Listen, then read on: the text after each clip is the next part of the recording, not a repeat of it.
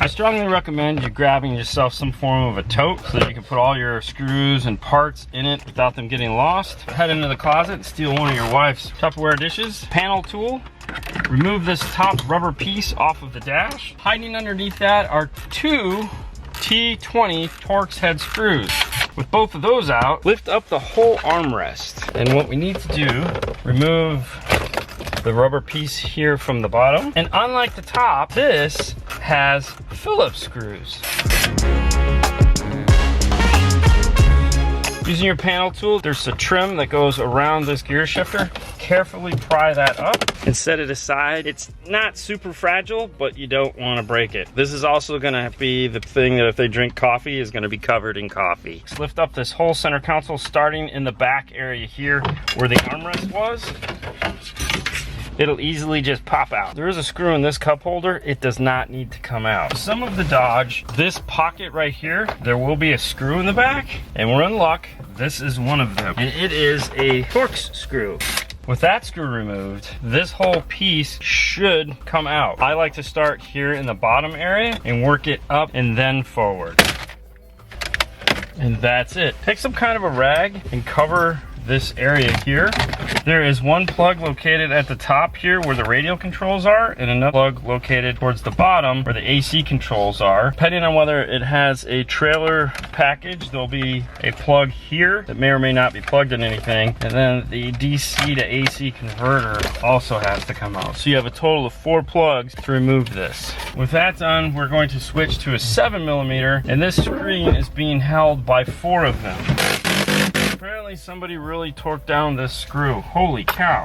All right, with some strong motivation, we got the screw out. Before we plug in the Amp Pro, we need to look through the instructions really quick, specifically at what the dip switches are for. That's over here on page 2. Function 1, 3, and 4 say no function. Function 2 is a 5 or 4 volt preout. This is if your amplifier cannot handle a 5 volt preamp input, you can down the voltage by turning this on. It'll keep the amplifier's input from clipping. You can download this instruction manual from their website, and if you're thinking about getting one of these, I suggest you do that because you're going to want to read all of this. Let's hop back into the car. And this is why you wanted that blanket underneath it, so that you have something for this screen, so you don't want this to get scratched or get messed up or anything like that. Now on this, there is a clip located next to the gray USB connector. So unplug that and you just push it and your whole plug will come right out. Antennas will twist out of the way, and that's what we're looking for. This luscious connector right here. Amp Pro, connect power plug to it, plug it into the car,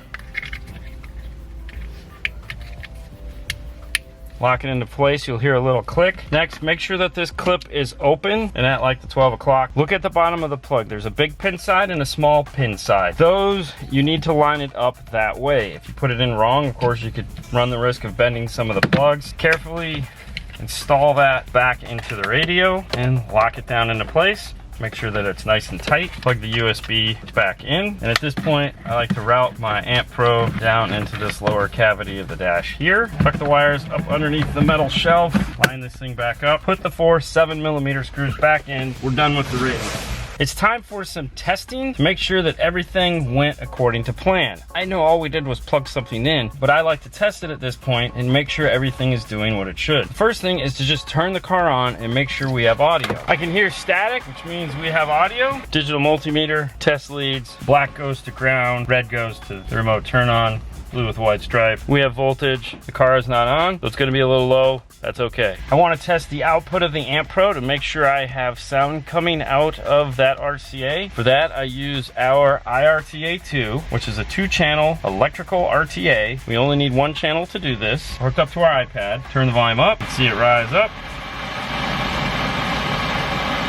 We're just playing static from the radio. Turn it down. And that concludes our testing. Now we know that this puts out sound and remote turn on. The radio is functioning the way it's supposed to. So when we're done, we don't have to worry about troubleshooting it or anything like that. I like to refer to this as eating my vegetables first. There's a nice piece of plastic located in the dash right here that this will attach to and make for a really nice installation so that it's not flopping around in the dash. You can find the IRTA2 on dnftooldrawer.com.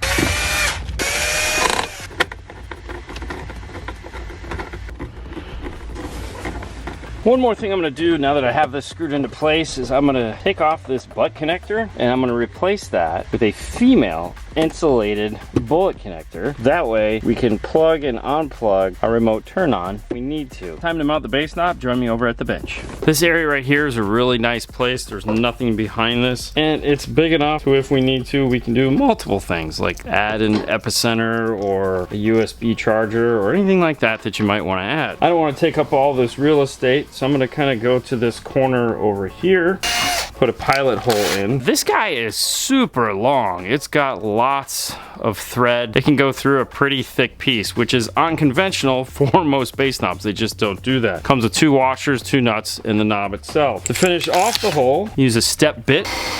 This dash bezel is super rubbery. I'm gonna use my deburring tool. Make sure to get it down inside there and get the back side.